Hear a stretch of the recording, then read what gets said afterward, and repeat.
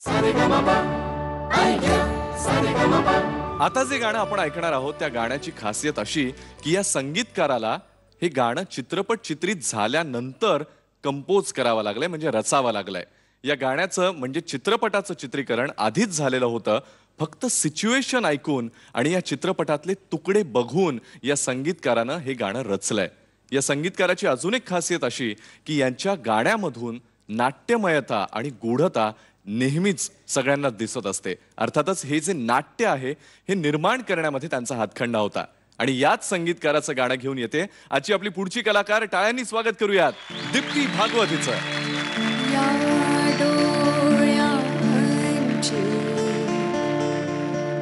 दोन पाखरे फिरतील तुमच्या भवती, पाठ लागही सदैव करतील असा कुठेही जगती. या डोळ्याची दोन पाखरे फिरतील तुमच्या भवती, पाठ लागही सदैव करतील असा कुठेही जगती.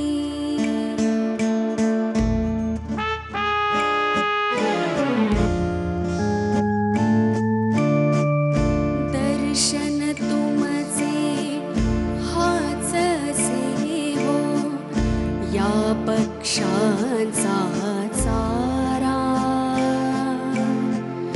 सहवासा बिन नकोच याना अन्य कोठचा वारा. तुमचा परिसर यासन भांगण घरकुल तुमची छाती, पाठ लागही सदैव करतील असा कुठेही जगती. दीप्ती, मला असं वाटायला लागलं की खरोखर आता एखादं गाणं कंपोज करावं तुमच्यासाठी आणि मग आपण. वा वा वा वा वा वा. Thank you Amit sir. मला असं वाटतं की तुमच्या बाबतीत मला गायकांना ज्या कमेंट्स देतात त्या द्यायला सुरुवात केली पाहिजे असं वाटायला लागलं. म्हणजे मला म्हणजे आता तुम्हाला कळत नाही की हे कॉम्प्लिमेंट देतोय का काय करतोय. म्हणजे नाही नाही, हे कॉम्प्लिमेंटच आहे की खूप छान. All the best. Thank you sir. हे गाणंच इतकं भारावून टाकणार आहे ना दीप्ती. तू खूप छान गायलीस. वातावरण निर्मिती इतकी सुंदर तयार पण केली, माहोल पण. डावजेकरांनी अप्रतिम संगीत दिलेलं आहे. Datta Davjekar known as D D म्हणायचे त्यांना. ते स्वतः उत्तम इलेक्ट्रॉनिक वाद्य तयार करायचे, वाजवायचे पण. माझ्या आईचं जे पहिलं गाणं रेकॉर्ड केलं त्यावेळी आई 11-12 वर्षाची होती. आणखी त्यांनी मला वाटतं Latabai as a adult, Lata दिदी ॲज अन ॲडल्ट सिंगर, 2 गायिका निर्माण करण्यामागे दत्ता डावजेकरांचा खूप मोठा हात आहे. इतकी साधी माणसं होती ना की एवढ्या मोठ्या मोठ्या संगीत रचना त्यांनी निर्माण केल्या, पण किती अनअज्युमिंग होते, साधे होते. त्यांना आपलं मोठेपण माहीत होतं की नाही ही शंका येणे इतके साधे होते. आणि दत्ताजींना पुन्हा एकदा सलाम. थँक्यू वंदना.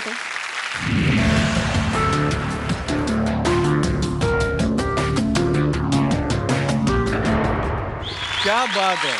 थँक्यू. मला खूप विचारायचंय, पॉलिटिकली करेक्ट उत्तर नको आहे. तुझ्या मुलीच्या मागे पळणं सोडून आता गाण्यात पाठलाग होता ना, तर तू कोणाचा पाठलाग केलायस किंवा अजूनही करतेस, किंवा तुझा पाठलाग कोणी केलाय का? माझा पाठलाग करण्याच्या आतच, म्हणजे ती स्टेज येऊच दिली नाही त्याच्या आधीच मी लग्न केलं. खूप लवकर लग्न झालं अभिजित माझं. बालविवाह म्हणतात. बालविवाह. कितव्या वर्षी लग्न झालं, if I may ask you? 19व्या वर्षी लग्न केलं मी. 20व्या वर्षी लगेच मुलगी झाली. म्हणजे तुझा पाठलाग करण्याची ज्यांना इच्छा असेल आणि ती 9 वर्षाची आहे म्हणून सांगितलं, म्हणजे 20 वर्षाची. मग तुमचं वय अच्छा असं करू नये बायकांचं वय कॅल्क्युलेट, पण मी आपलं झालं आपलं आपलं गणित चांगलं असल्यामुळे असं. काय नाही, मी असं म्हणत होतो पुढच्या सगळ्या परफॉर्मन्सेससाठी तुला all the best. Thank you Abhijit, thank you very much.